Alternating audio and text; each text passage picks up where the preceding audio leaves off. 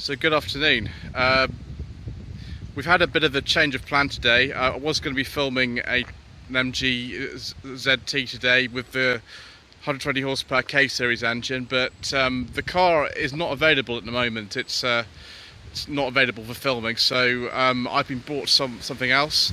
A viewer of mine called Ibby has very kindly brought this down today. We are actually at St Mary's Church in Harefield near Uxbridge.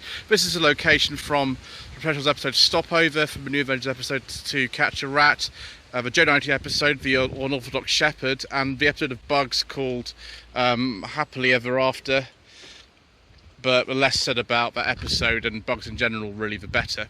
This is a 2013 Jaguar XF Sportbrake 3-litre V6 with a diesel engine.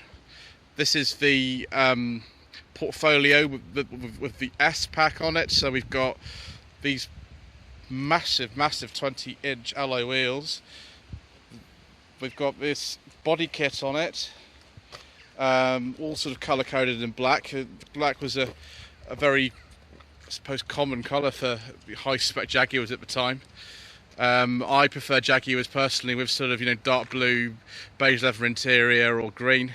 But this one with its big real exhausts and quite practical 550 litre boot is something which I think a lot of people do like. They've actually quite good value these days. This car, I think, would probably retail for around £15,000.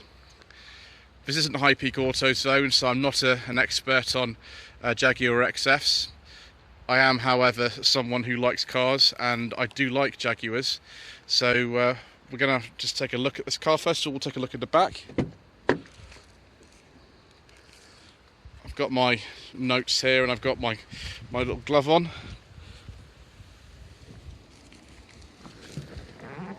Getting in the back's quite easy. This is Ibby's driving position. He's pretty tall, so just ignore the fact that the legroom doesn't look particularly good.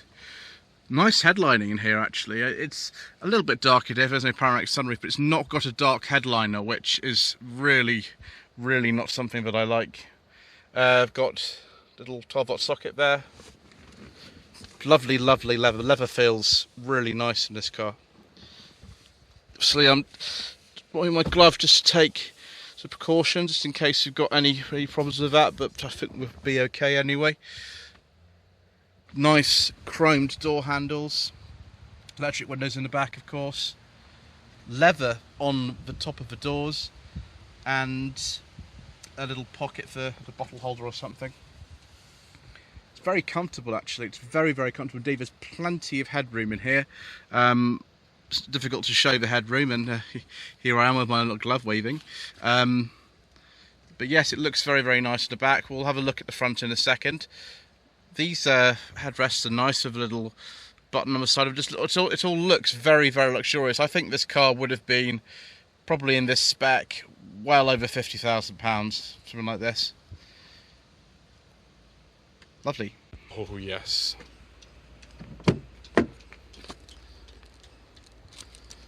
It's a bit damp today, so maybe he's put a bit of cardboard down, but we have some genuine Jaguar floor mats in here. Oh, now that is comfortable. Very comfortable. Got a power outlet there, 12-volt socket. Just close that. Got a rising gear lever. We'll have a little look at that in a second when we get the key. Cup holders are plenty. Electronic handbrake. All XFs, including the sport brakes, are automatic. Ooh, we've got a USB down there as well, and an aux in. It's pretty handy, really. Dual zone climate control, of course. Vents will open up if I were to put the ignition on. Buttons actually look quite easy to understand in here. It's pretty simple for a modern car. Start-stop button down there, of course. Controls for the stereo and the cruise control on there. Nice simple dials. Obviously it is a Jaguar. Oh, it's nice blue lighting as well there. I think the glove box is opened by this little button there. Yes, it is.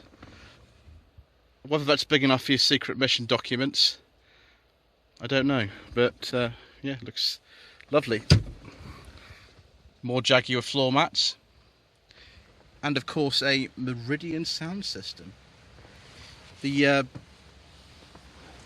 door itself, electric window switches, more nice leather on the top. Believe that probably for the electric seat memory position. It's all rather nice. I mean, it's really quite a good, credible thing that you can, buy something like this for about £15,000. It still looks like it's got a lot of modern features in it as well. Yes, well, we'll look at the engine and then we'll come back and look at some rising air vents and things like that. And here we are. It's an AJ V6D type of engine, which generates 271 horsepower in this particular one, so it's going to be quite fast. The engine's got a electronic dipstick in it. Not a fan of those, to be honest, and the fact that the engine bay is so tightly packed in here, it means that you're going to have to find yourself a specialist to work on a car like this. I do like the front end with these headlamps. We think this car was owned by a Jaguar employee from new. It's certainly got the correct registration for press cars on it. Front parking sensors, of course, you're going to need them in a car like this. It's pretty big. And being a car that has a V6 engine, and in fact I actually do own one with a V6 engine myself now, I do appreciate the sort of smoothness and refinement you get with them, as opposed to the 2 litres which gradually are replacing V6s in the market. But not with this one. There was a 2 litre available, both with the diesels and the petrols, but this is the TDV6 and it's going to be a lot of fun.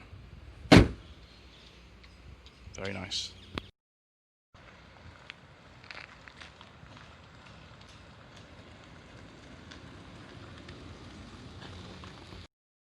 Have a look in the boot. Electric tailgate, of course, you expect that in a car like this.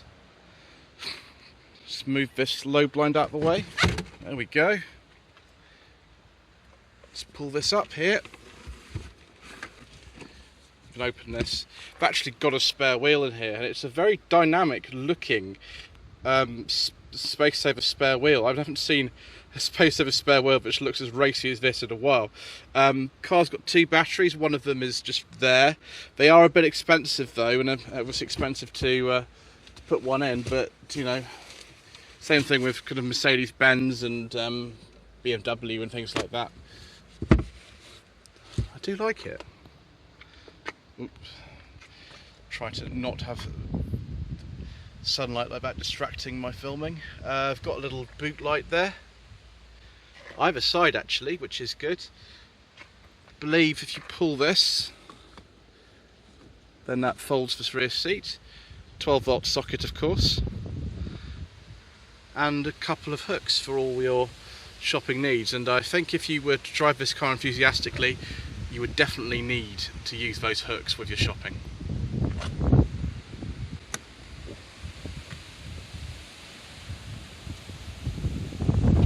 Lovely.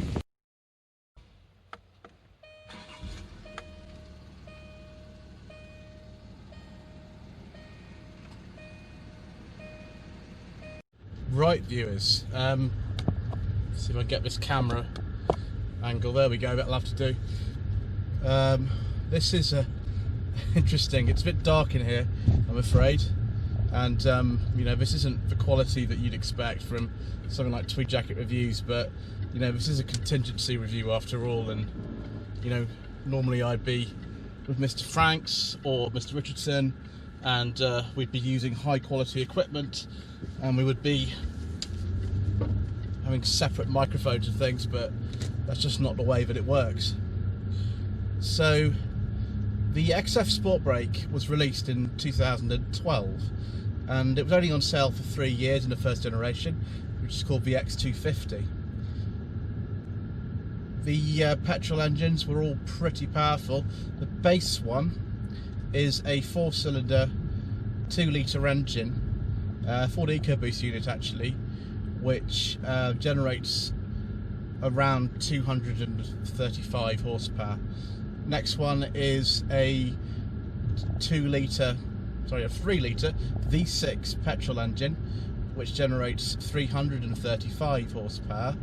Next one would be a V8 petrol engine, again supercharged, generates 464 horsepower. Then we get into the completely bonkers engines. Another V8 engine, again 5 litres as the previous one is, 503 horsepower. And right at the top of the range, it's the XF RS. It's 542 horsepower. Absolutely and utterly insane. Who needs that much power in a car? Today though, I'm in one of the diesel models, and these are, you know, more modest outputs really.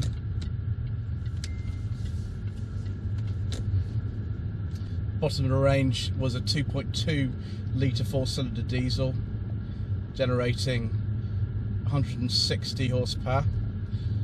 Then there's another 2.2 diesel generating 200 horsepower. Above that, the 3-litre V6 diesels like this one. Check my notes there. 237 horsepower was the lower powered V6 diesel, and then this one, it's got 270 horsepower, and it's very, very fast. Trim choices available in one of these would be the SE, the luxury, sometimes known as the premium luxury. Then we've got the Portfolio. This is actually a Portfolio, but it comes with the S pack, which is what it says on the back. And then we've got the SV8, and right at the top the R, and of course the RS. Driving this car on these roads which are around Harefield, Uxbridge kind of area, familiar to probably many of you who will watch the first series of Professionals. In fact, the building on my right here, that is something you can actually see in one of the first series Professionals episodes. They used a place called Harefield Grove, that's not too far from here. It's their headquarters for the series. Driving around here and you know, with these sudden changes in light and everything like that, for which I apologise, this car just feels very planted, very smooth and effortless really. There's just no effort required to drive this. So much torque, really comfortable. I've got driving modes in this car. There is a sort of dynamic switch here. I can put this into the dynamic mode if I press that button there. Dynamic mode confirmed. Oh my goodness gracious me. Rear wheel drive as standard on an XF. You could also get them with 4-wheel drive. Mainly in this market it was the diesels, which isn't particularly exciting, but you know, there you go. I do like this car. I like it very much. It's very much a sort of gentleman's type of car. Let's go back and take dynamic mode off because I don't need that, because I don't need any speeding tickets today. So many luxury features in this car: reversing camera, cruise control, front parking sensors, rear parking sensors, heated seats, ventilated seats, electric mirrors, sat nav. Don't get Android Auto, Apple CarPlay, but you know, it's not really a car from that sort of era that you'd have things like that. The next generation XF, which is still in production, that would come with things like that. I mean, I can imagine something like this driving all the way down to the south of France and just not breaking a sweat, just being really, really, really effortless.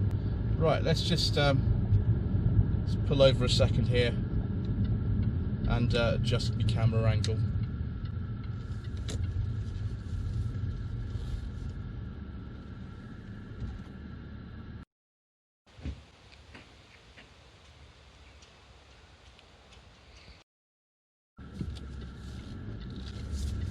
Right, sorry about the mount being in the way, but just the way it goes with these things. I've just discovered I've got blind spot monitoring in this car as well, so clearly very safe.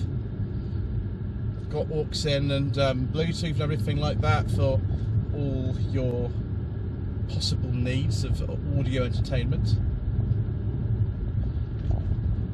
Ride actually, especially considering there's 20-inch alloy wheels in this car, is really not as bad as I thought it would be. I like the steering as well. It's really positive steering for a modern car. It's not too light. Gives you plenty of feedback. I don't think it's adjustable. I don't think there's variable steering weight, but it feels really good. Considering how big this car feels, in some ways, it weights up nicely in the corners with the steering, and you can feel what's going on.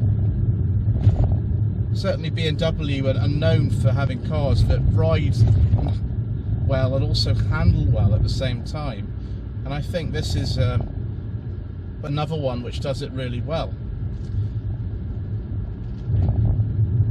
The surface of this road just near Uxbridge is quite bad back there, and it's actually coping really well considering how low profile the tyres are.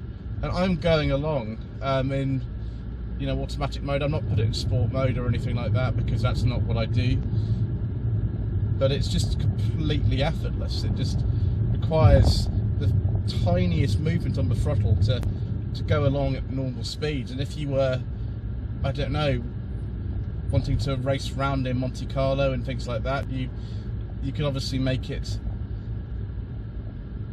do whatever you really want it to do. I don't know what the fuel economy is on this. I imagine if you drove it gently you get somewhere like 35 miles per gallon, but I don't think you'd want to do that most of the time. Ibby uses this car as a daily car, and it's possible he might actually be selling this quite soon,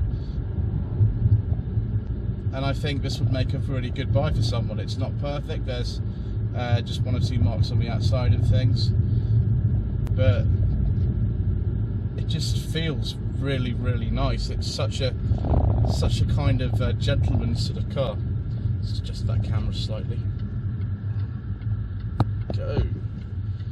Yes, unfortunately I've got a really bad reflection onto the dashboard, and there's not an awful lot I can do about that, viewers. I do apologise. Right, let's come out of here and try not to light the back tyres that are coming out of the roundabout, which would be very tempting in this car.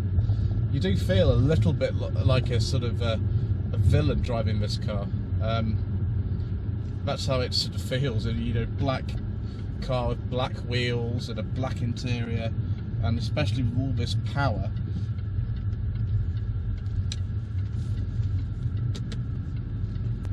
And there we go.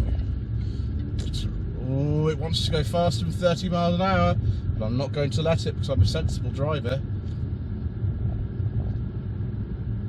Yes, it's just an absolute joy to drive a car like this. I mean, today we were going to be doing a no budget reviews episode, and I hope the car which Ibby was going to be bringing me will feature on the channel at some point soon, but this is quite adequate compensation, and we might have to do some more contingency reviews in the future. We'll have to see. I prefer tweed jacket reviews myself. It is much higher quality, and you don't have to see my phone mount all the time, and I'm not having this problem where you only see views of me driving or going forwards for an extended period of time. But there we go. And unfortunately the autofocus has also decided to play up at the same time, so not doing particularly well from that point of view, but I am having a fabulous time, and I'm very grateful to Ibby for allowing me to drive his car today. Let's go over through these roads near where the HS2 works are. Just be careful not to hit that Hyundai. I think I can. Oh yes.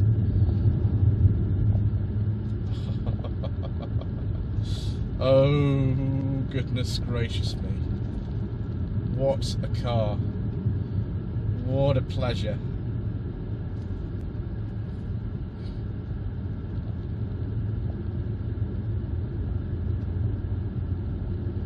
Well, viewers, if you do happen to find yourself in need of something that carries loads and does it really quickly, then I think one of these might be on the cards for you if you can afford the maintenance and if you can afford the fuel pills. Right, so we're in a little bit of traffic here, so I'll think stop the driving section there.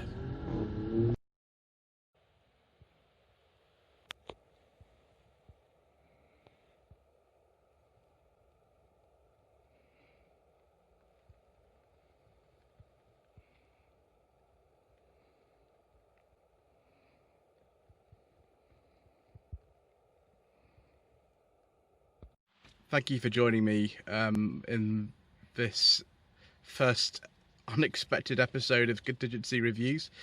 I don't know how many of these you're going to see on my channel, but you know, there we go, able to have a look at this beautiful Jaguar. Thank you once again to Ibby for providing it. Please don't forget to subscribe to Lloyd at Vehicle Consulting if you haven't already done so. Don't forget to like this video and to leave a comment below. Please bear in mind, obviously, this is done at very short notice and I didn't have all the equipment we normally have to film a car like this. Please don't forget to visit my Facebook page and my Instagram, which is instagram.com/Lloyd_vehicle_consulting.